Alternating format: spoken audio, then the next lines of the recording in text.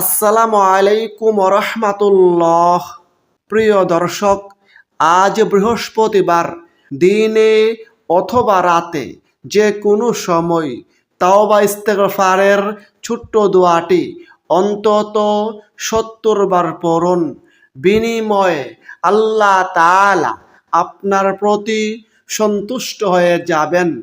এই জীবন যৌবনের সকল গুনাহ আল্লাহ তাআলা মাফ করে দিবেন। দুশ্চিন্তা পেরেশানি বিপদ মুসিবত দূর হয়ে যাবে। আল্লাহ তাআলা আপনাকে গায়েবীভাবে সাহায্য করবেন, গায়েবী রিজিক দান করবেন। বৃষ্টির ফোঁটার মতো গায়েবী রিজিক আসতেই থাকবে। সেই সাথে প্রিয় দর্শক, যদি আপনি এই দোয়াটির আমল করেন তাহলে আল্লাহ তাআলা ঋণ মুক্তির ব্যবস্থা করে দিবেন। সেই সাথে মনের আশা পূরণ হবে, সকল দোয়া কবুল হবে ইনশাআল্লাহ। সুতরাং প্রিয় দর্শক, গুরুত্বপূর্ণ ভিডিওটি না টেনে সম্পূর্ণ দেখুন এবং আমাদের চ্যানেলের নতুন দর্শক হলে চ্যানেলটি সাবস্ক্রাইব করে পাশের বেল আইকনটি অল নোটিফিকেশন করে রাখুন। প্রিয় দর্শক, আমলগুলো সপ্তাহের যে কোনো দিন যে কোনো সময় করতে পারেন, তবে বিশেষ দিনে কিংবা বিশেষ সময়ে আমল করলে সেই আমলটি আল্লাহ তাআলা বেশি পরিমাণে কবুল করে থাকেন। তেমনি গুরুত্বপূর্ণ একটি সময় হচ্ছে এই বৃহস্পতিবার দিন। এই দিনে আল্লাহ তাআলার কাছে মানুষের সাপ্তাহিক আমলনামা পেশ করা হয়।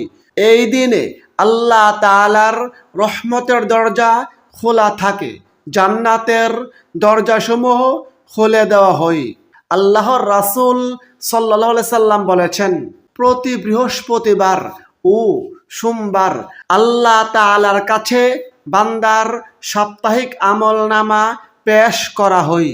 তখন আল্লাহ তাআলা তার মুমিন বান্দাদের ক্ষমা করে দেন। কিন্তু যে দুই ব্যক্তির মাঝে পারস্পরিক হিংসা বিদ্বেষ রয়েছে তাদেরকে ক্ষমা করা হয় না। অপর হাদিসে রয়েছে, নবীজি বলেছেন, প্রতি বৃহস্পতিবার এবং সোমবার জান্নাতের দরজাসমূহ খুলে দেওয়া হয়।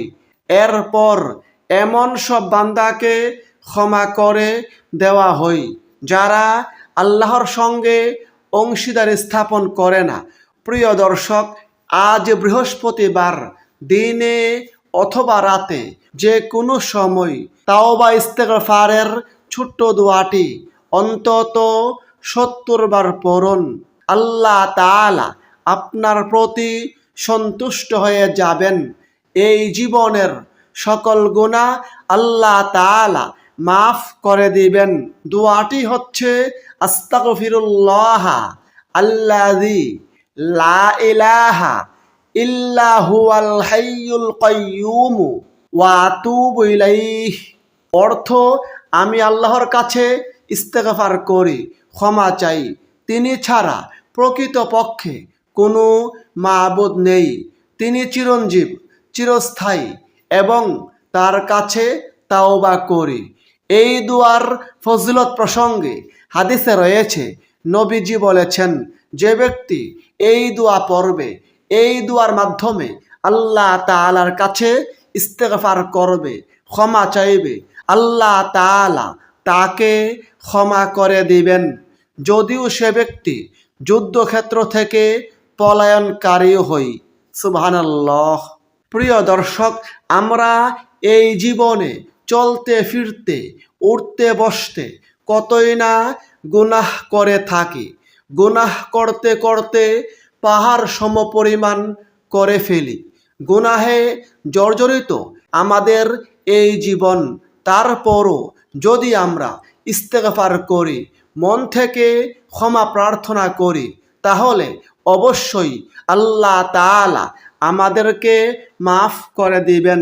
এ প্রসঙ্গে আল্লাহ তাআলা ওয়াদা করে পবিত্র কোরআনে বলেন, হে আমার বান্দারা, তোমরা যারা নিজেদের প্রতি সীমাহীন জুলুম করেছ, অন্যায় করেছ, তোমরা আল্লাহর রহমত থেকে নিরাশ হইও না।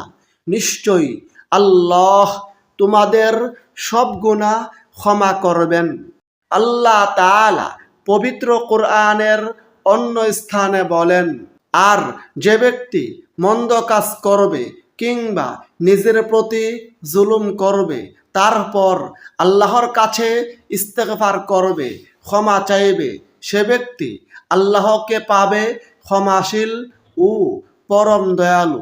সুবহানাল্লাহ। তবে প্রিয় দর্শক, ইস্তেগফার করতে হবে মন থেকে, তাওবা করতে হবে একনিষ্ঠভাবে।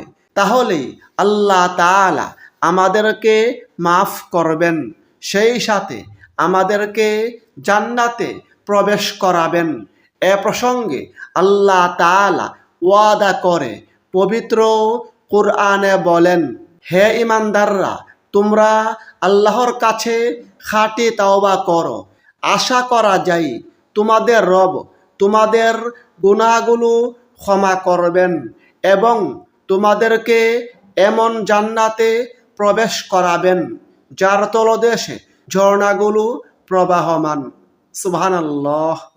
প্রিয় দর্শক, বেশি বেশি পরিমাণে ইস্তেগফারের আমলের মাধ্যমে আল্লাহ তাআলা আমলকারীকে আরও অসংখ্য নিয়ামত এবং পুরস্কার দিয়ে থাকেন। যেমন আবু দাউদ শরীফের একটি হাদিসে রয়েছে, নবীজি বলেছেন, যে ব্যক্তি বেশি বেশি পরিমাণে ইস্তেগফারের আমল করবে, নিয়মিত ইস্তেগফারের আমল করবে, আল্লাহ তাআলা তার সকল দুশ্চিন্তা পেরেশানি দূর করে দিবেন, তার সকল বিপদ আপদ দূর করে দিবেন। আল্লাহ তাআলা তাকে অকল্পনীয়ভাবে গায়েবী উৎস থেকে রিজিক দান করবেন। প্রিয় দর্শক, যারা বেশি বেশি পরিমাণে ইস্তেগফারের আমল করবে, আল্লাহ তাআলা তাদেরকে দুনিয়া এবং আখেরাতে সম্মানিত করবেন। আল্লাহ তাআলা ইস্তেগফারের আমলের মাধ্যমে সুসন্তান দান করেন। প্রত্যেক দিন বেশি বেশি পরিমাণে ইস্তেগফারের আমল করুন। বিশেষ করে আজ বৃহস্পতিবার দিনে অথবা রাতে যে কোনো সময় অন্তত 70 বার ইস্তেগফারের আমল করার চেষ্টা করুন। কারণ হাদিসে রয়েছে, নবীজি বলেছেন, আল্লাহর শপথ, আমি প্রত্যেক দিন 70 বারের অধিক আল্লাহ তাআলার কাছে ইস্তেগফার বা ক্ষমা প্রার্থনা করি।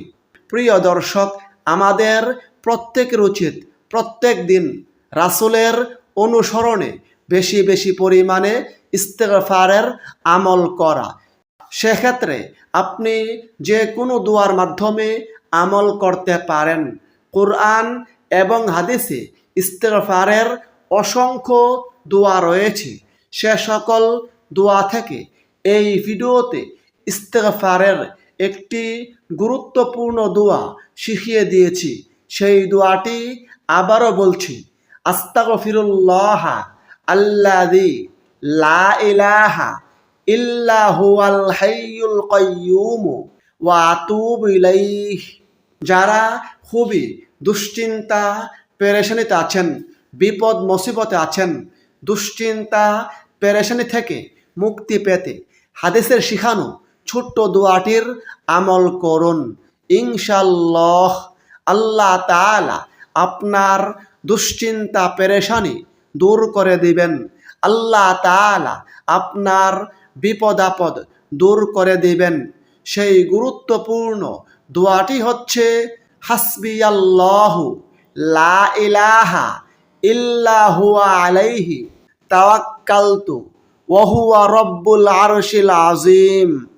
এই দুয়ার ফজিলত প্রসঙ্গে হাদিসে রয়েছে, হযরত আবু দারদা রাদিয়াল্লাহু আনহু থেকে বর্ণিত আছে, তিনি বলেন, যে ব্যক্তি দুশ্চিন্তা পেরেশানির সময় এই দোয়াটি সকাল সন্ধ্যায় 7 বার পড়বে, আল্লাহ তাআলা তার দুনিয়া ও আখিরাতের সকল প্রকারের দুশ্চিন্তা পেরেশানি থেকে তাকে হেফাজত করবেন।